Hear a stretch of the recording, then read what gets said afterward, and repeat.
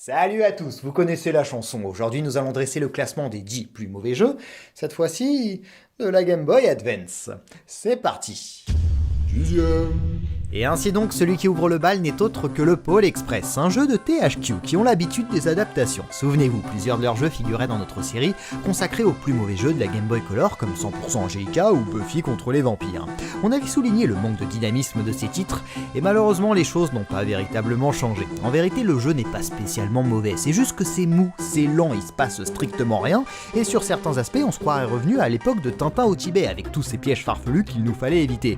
Puisqu'ici, nos ennemis sont des valises, des portes, de la fumée, un extincteur, des lance-flammes.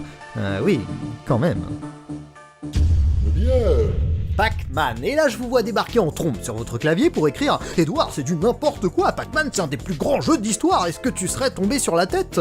Non, je remets pas en cause la qualité de ce monument pour son époque et son support, l'arcade en 1980. Mais 24 années plus tard, nous ressortir exactement le même jeu sans la moindre modification et au prix d'un jeu GBA classique, c'est un sacré foutage de gueule de la part de Nintendo. Il fait partie de la gamme NES classique, des adaptations des hits de la NES comme Zelda, Mario Bros, Metroid, mais dans cette série, il y a aussi des titres qui étaient eux-mêmes des adaptations de l'arcade, comme Pac-Man ou Donkey Kong. Ce dernier, je l'avais acheté d'ailleurs à sa sortie, j'ai pas dû y jouer plus d'une demi-heure. C'est peut-être pour ça aussi que je suis aussi énervé, j'ai dû garder une certaine rancœur. Enfin, j'ai choisi Pac-Man parce que je le trouve encore plus démonstratif de cette belle entourloupe.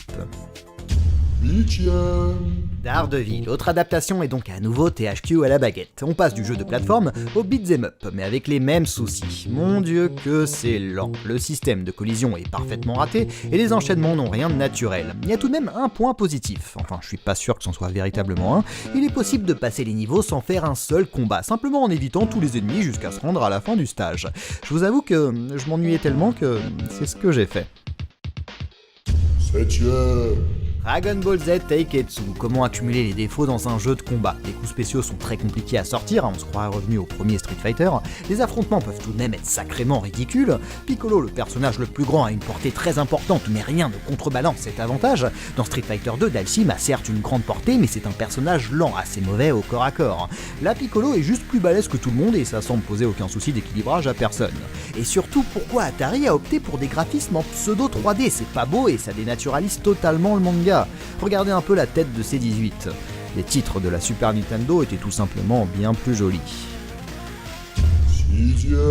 C'est Infogrames qui se lance dans une adaptation de Driver 2 pour la GBA. L'idée peut être intéressante, seulement la firme tente de reproduire un semblant de 3D pour rester proche du titre original. Forcément, c'est moche, horriblement moche, et comme le titre pousse la GBA dans ses derniers retranchements, c'est aussi lent. Regardez là par exemple cette course-poursuite absolument faramineuse, je suis à fond, je peux pas aller plus vite.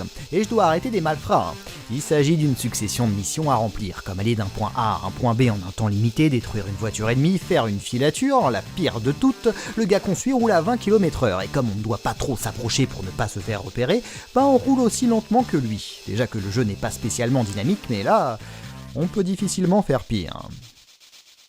Cinquième. La grande série de Namco, Ace Combat, est ici adaptée pour la Game Boy Advance, et on retrouve toujours les mêmes soucis. C'est affreusement moche, on sait pas du tout ce que représentent les objets au sol qui nous attaquent. Les décors, c'est simple, c'est tout marron, tout vert ou tout bleu en fonction de ce qu'on survole. Les missions se ressemblent toutes et c'est lent. On a bien un turbo, mais on ne peut l'utiliser que par intermittence. Du coup, après le jeu où l'on roule à 30 km/h, voici le jeu où l'on vole à 30 km/h. Amusez-vous bien. Quatrième. L'adaptation de Medal of Honor, un véritable hit de la PlayStation, et Ubisoft opte, tout comme Infogrames, pour de la 3D. Et vous commencez à connaître la chanson. Bah oui, notre rétine en prend un coup. Le premier niveau se passe à Paris. À quel moment Paris est censé ressembler à ça? Non mais c'est pas le Far West, on se croirait dans les décors de Sergio Leone. Bien sûr, ça saccade, c'est bourré de bugs, il y a une visée automatique, donc les affrontements n'ont aucun intérêt, et pour peu qu'il y ait divers embranchements dans le parcours, vous pouvez être sûr que vous allez vous perdre. Pour vous resituer dans ces décors, bon courage, Dédale n'aurait pas trouvé grand chose à y redire. Heureusement, Electronic Arts, qui s'occupera de l'épisode suivant, optera pour une vue du dessus, plus proche du shoot'em up, ce qui en donnera un bon jeu, tout simplement. Troisième. Les gars de chez Jester Interactive ont une drôle d'idée, adapter sur GBA un hit des micro-ordinateurs 8 bits, Manic Miner. C'est une initiative franchement surprenante parce que même si ce fut un grand succès à son époque, aujourd'hui c'est un titre plutôt oublié. Comme dans le jeu original, le but consiste donc à récupérer une série d'objets par niveau, par exemple ici des clés, et comme son modèle, il est très difficile. J'irai même plus loin, il est impitoyable. Rien que le premier niveau, j'ai dû réaliser une vingtaine de tentatives avant de parvenir à le passer. Non mais observez le sadisme des développeurs, cette clé-là placée juste à côté d'un obstacle. On nous a donné 5 vies, 5 malheureuses vies, mais qu'est-ce qu'on va faire de ça? On meurt une quarantaine de fois par niveau. Et ce son là, quand notre personnage perd la vie, devient vite insupportable. Ce jeu est un condensé de frustration que je ne peux que vous déconseiller très vivement.